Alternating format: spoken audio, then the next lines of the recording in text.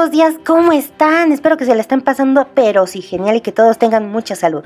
El Día de Muertos es la celebración considerada por la Organización de las Naciones Unidas para la Educación, la Ciencia y la Cultura, como parte de las obras maestras del patrimonio oral e intangible de la humanidad desde el 2003. Vamos a ver un poquito más de lo que conlleva el Día de Muertos, ya que no solamente es disfrazarnos y salir a pedir dulces, ¿verdad? O poner una ofrenda un solo día. El Día de Muertos tiene diferentes fases. Empezamos desde el 27 de octubre, que es precisamente para las mascotas, indudablemente que son parte de nuestra vida y aquellos que se han ido al más allá y merecen ser recordados. El 27 es como el Día de Muertos de las mascotas y por lo general se pone agüita y comidita en una esquina de nuestra casa para poderlos recordar. El día 28 de octubre se prende la primera veladora y se coloca una flor blanca para poder recibir a las ánimas que vienen solas o que están solas. Al siguiente día, el día 29 de octubre, se prende otra veladora y se coloca un vaso con agua, dedicado a difuntos olvidados y desamparados. Después, el día 30 de octubre, se prende una nueva veladora, se coloca otro vaso con agua y se pone un pan blanco para los difuntos que se fueron sin comer o los que tuvieron algún accidente. El día 31 de octubre se prende otra veladora, ponemos otro vaso con agua y otro pan blanco y colocamos una fruta. Esto es para los muertos de los muertos, o sea, nuestros ancestros, nuestros bisabuelos o tatarabuelos. El día 1 de noviembre es el Día de Todos los Santos, fecha en la que al mediodía llegan todos los angelitos, o sea, fueron los niños que fallecieron a muy temprana edad. El día 2 de noviembre, conocido como el Día de los Fieles Difuntos, se tiene la creencia que son las almas de los muertos adultos quienes llegan a recoger y comer las ofrendas que sus familiares les dejaron. Se quema incienso de copal y se adorna un camino con pétalos de cempasúchil para guiar a los muertos hacia su altar.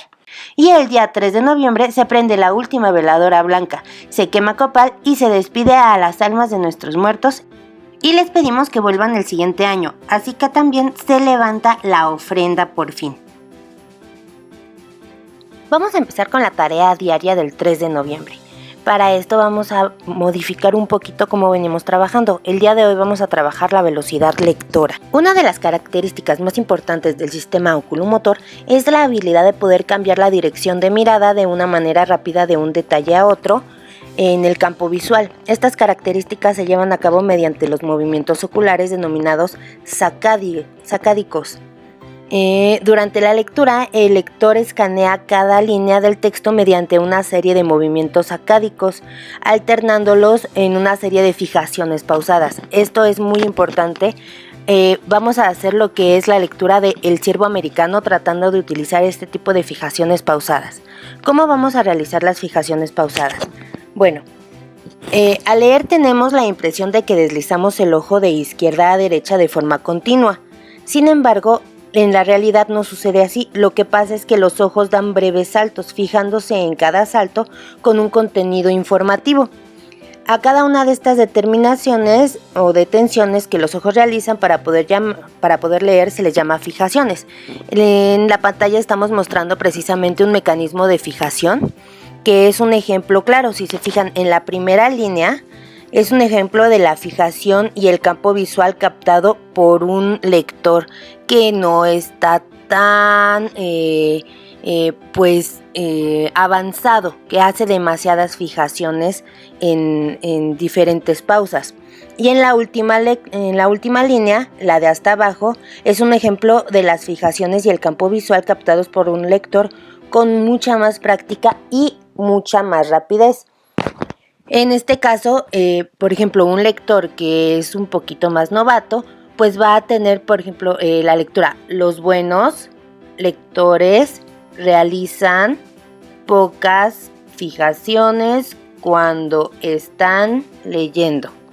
Ahí hicieron demasiadas fijaciones. Lo que vamos a tratar de hacer es de que precisamente con su deslizamiento oculomotor, con la fijación sea de palabras muchísimo más extensas y que, por ejemplo, puedan leer. Los buenos lectores realizan pocas fijaciones cuando están leyendo. Vamos a tratar de ampliar un poquito nuestro campo oculomotor para que podamos mejorar nuestro tiempo de lectura también. Y ahora nos vamos a pasar a los problemas matemáticos. Vamos a tratar de tener lógica y analítica para poderlos resolver. Nuestros 3 problemitas del día de hoy, el primero dice, de mi casa a la escuela tardo 15 minutos. ¿Qué tiempo emplearé a la semana, o sea, de lunes a viernes, cuando voy a la escuela, en ir y regresar a la escuela? Bueno, vamos a ver, es ida y regreso. Un solo viaje son 15 minutos. ¿Cuánto será de ida y de regreso? Y eso hay que multiplicarlo por los 5 días de la semana en cuando van a la escuela. Mi segundo problema dice, tengo 20 costales de frijol y cada costal pesa 40 kilogramos. Si el kilogramo tiene un precio de 9 pesos, ¿cuánto vale cada costal? A ver, si un kilogramo vale 9 pesos, ¿cuánto pesa el costal? 40 kilogramos, vamos a multiplicarlo, ¿verdad? ¿Y cuánto valen todos los costales? Ya que tengas cuánto vale un solo costal, ahora multiplícalo por 20 costales que tienes en total. Mi tercer problema dice, Juan tiene que repartir de forma equivalente 308 costales de arroz a 20 comerciantes. ¿Cuántos costales le tocará a cada quien? Aquí es repartición, entonces vamos a hacer una división, ¿verdad? ¿Y cuántos costales sobrarán? Recuerden, para la división hay que tener cuál es el residuo también, no vamos a utilizar lo que es el punto decimal. Recuerden al momento de ir resolviendo sus problemas matemáticos poner los datos, operación y resultado. Sé que luego puede ser un poquito tedioso, pero nos va a ayudar mucho. Y ahora, antes de irnos de lleno completamente con nuestros trabajos, vamos a dar unos pequeños avisos. El miércoles 4 de noviembre vamos a empezar con las evaluaciones orales. Empezamos ahora del último al primero, ¿verdad? De 8 a 8:20 le toca al número 24, luego al 23, 22, 21, 20, hasta llegar al 13, que es las personitas que voy a evaluar el miércoles 4 de noviembre. Recuerden estar puntuales, no se pueden meter antes, porque si no le quitaríamos tiempo a quien estamos evaluando. El siguiente día, que es el jueves 5 de noviembre, estaría evaluando desde el número 12 de lista hasta el número 1 de lista.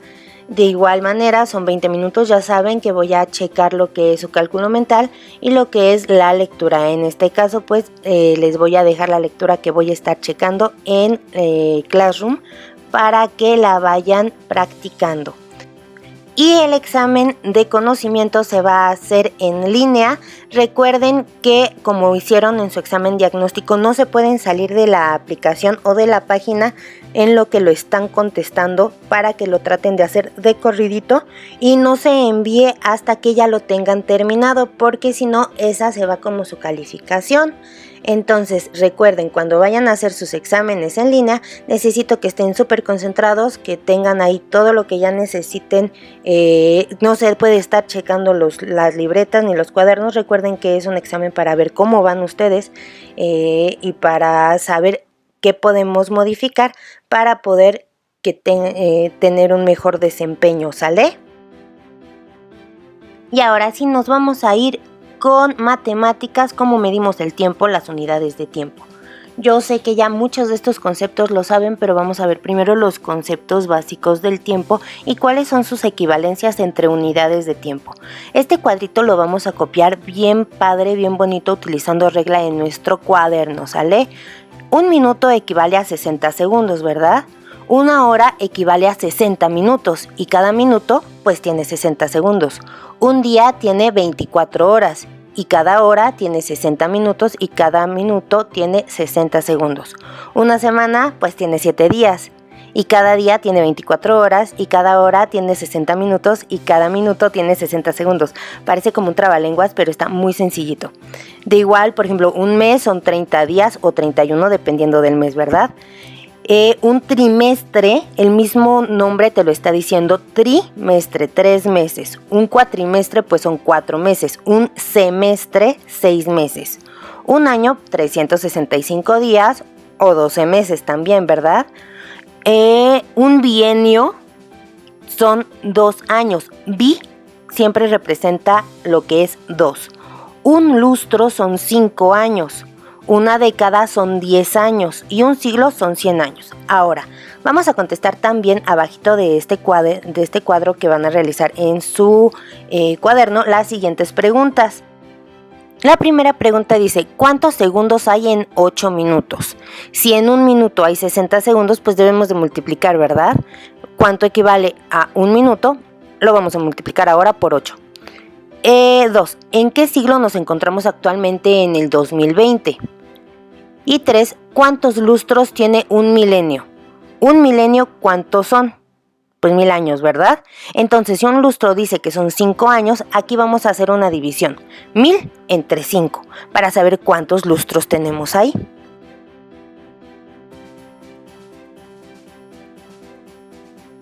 Vamos a continuar ahora con ciencias naturales y es un tema súper importante. ¿Cuáles son las etapas del proceso de reproducción humana?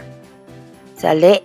Para esto, antes que nada, en nuestro diccionario vamos a investigar y escribir en el cuaderno lo que es un espermatozoide, fecundación, óvulo y parto. Aquí sí les voy a pedir de que chequen bien que esté el concepto completo y que no me vayan a poner un concepto truncado o que no se entienda, porque después de eso, después de que ya hayan puesto el concepto como tal en el diccionario, abajito me van a poner el concepto que ustedes entendieron de lo que acaban de leer. O sea, es el concepto del diccionario como tal y abajo la explicación de ustedes lo que entendieron. No pueden copiar exactamente lo mismo, me lo deben de poner con sus palabras.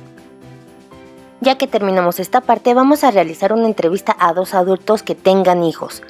Pero las preguntas que les vamos a hacer, les vamos a pedir que nos las traten de explicar o analizar por qué nos están dando esa respuesta. La primera pregunta dice, ¿qué responsabilidad implica el procrear un hijo? ¿Y por qué es esa responsabilidad? Que te digan bien cuál es su respuesta. ¿Por qué se debe de cuidar cada proceso durante los 9 meses que dura un embarazo? Y la última, ¿qué pasaría si no cuidan el proceso de embarazo? Pídeles que justifiquen también las respuestas que están dando y escríbelas como te las están dando, ¿sale?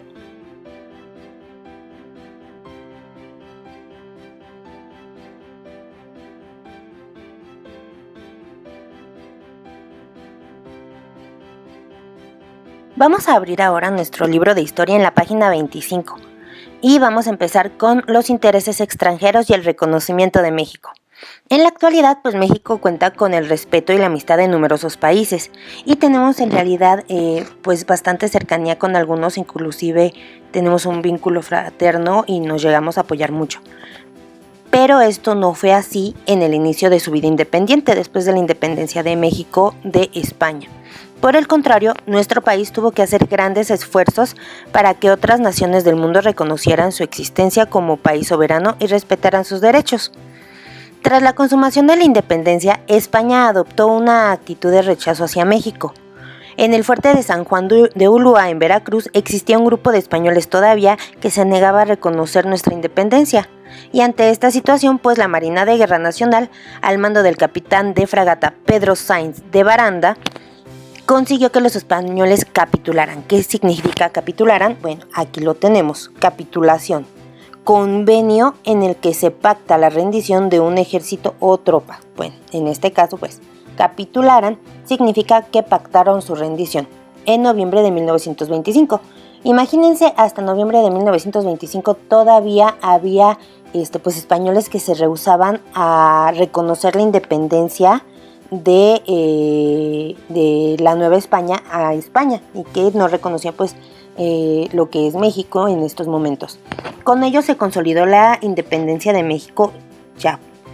Pero todavía en 1829 una expedición española desembarcó en las costas de Tamaulipas, pero fue derrotado por el Ejército Nacional. Después de este fracaso, en donde se derrotó pues a esta expedición española que trataban como que de reconquistar lo que ya habían perdido, el gobierno español quedó convencido de que no podía reconquistar México y en 1836 reconoció por fin su independencia. Hay que tener también en cuenta que en ese momento pues el ejército español estaba bastante mermado y muchos de los connacionales de allá, bueno, los españoles estaban divididos en según sus ideologías por el gobierno del país. Debido a compromisos políticos en España, el gobierno de Francia tampoco reconoció oficialmente la independencia de México. pues porque ellos eran amiguis, ¿verdad? No obstante, mantuvo relaciones comerciales con nuestro país, pues le interesaba comprar nuestros productos y sobre todo vender sus mercancías. Entonces, a pesar de que no nos reconocía como tal, ellos seguían queriendo tener una relación comercial, por lo que les podíamos ofrecer. Empresarios y comerciantes franceses se instalaron en distintas ciudades como Puebla, Veracruz, Guadalajara y México, igual que muchos otros extranjeros. El gobierno de aquí les brindó facilidades para abrir sus negocios, o sea, mientras vinieran, pues aquí el primer presidente de México, Guadalupe Victoria, todos ellos les brindaban pues bastantes facilidades para poder abrir los negocios o para que tuvieran un terrenito o una tierra aquí. En el aspecto económico, su presencia fue positiva, pero en el terreno diplomático dio lugar a graves problemas, como fue el caso de la llamada Guerra de los Pasteles. En este caso, pues sí, ingresaban bastante dinero y también pues pagaban los impuestos, que era precisamente lo que necesitábamos, que ya habíamos visto que por no pagar los impuestos pues no tenía mucho dinero el gobierno para poder realizar lo que debía de realizar, y pues estos extranjeros, al hacer sus diferentes negocios, tenían que pagar impuestos y demás, entonces eso ayudaba a las arcas públicas. Sin embargo, pues también había como que graves problemas con respecto a que ellos querían a lo mejor un poquito más de poder, o que se les tratara de una forma privilegiada. Aunque en la primera mitad del siglo XIX, Francia estaba más interesada en comerciar con México, algunos comerciantes y diplomáticos franceses comenzaron a ser atraídos por los asuntos políticos. O sea, a ellos en realidad querían, como dice aquí, apoyaban la idea de que México volviera a establecer un gobierno monárquico, como en tiempos de Iturbide, al cual ayudarían con tropas y dinero a cambio, y esperaban pues recibir ventajas especiales para hacer negocios. Entonces, a pesar de que pues en la primera mitad Francia sí estaba interesada en comercio únicamente con México, pues los que ya estaban aquí empezaron a ser atraídos precisamente por los asuntos políticos. Y pues como dice aquí, apoyaban en un gobierno monárquico, inclusive lo trataron de financiar, ¿no? Después de la independencia, Inglaterra se volvió uno de los principales prestamistas de México. O sea, Inglaterra fue a los que les debíamos un montón de dinero. Eso permitió funcionar al gobierno de Guadalupe Victoria, pero provocó un endeudamiento masivo que se prolongaría durante las siguientes décadas debido a que los diferentes gobiernos no tenían recursos suficientes para pagar, que era lo que estábamos hablando, ¿verdad? En 1925 Inglaterra reconoció la independencia de México y se firmó un tratado comercial. Así llegarían a México inversionistas ingleses interesados en las minas, pues porque pues sabían que México era muy muy rico, que se encontraban abandonadas e inundadas desde la Guerra de Independencia. Tales acciones ayudarían mucho a la economía. Pues más o menos. Estados Unidos fue uno de los primeros países que reconocieron la independencia de México. Esto era muy importante para nuestro país, pues se trataba de una república vecina que había luchado contra Inglaterra, porque pues en realidad nosotros estábamos pues en el dominio español, pero Estados Unidos estaba en el dominio inglés. Ahora sí que Inglaterra era el conquistador de Estados Unidos, ¿verdad? Es por eso que allá hablan inglés.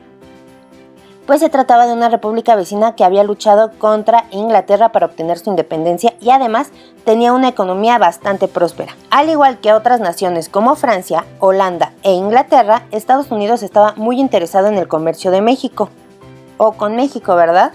Pero algunos estadounidenses ambiciosos adquirían una porción de tierra nacional y tenían la mirada puesta en la provincia de Texas, porque pues si recuerdan el mapita que hicieron, Texas era parte del territorio nacional mexicano, pero pues ahí empezaron a ir a pues establecerse, porque pues estaba muy lejos ese territorio de nuestra capital o de nuestro círculo de control un poquito.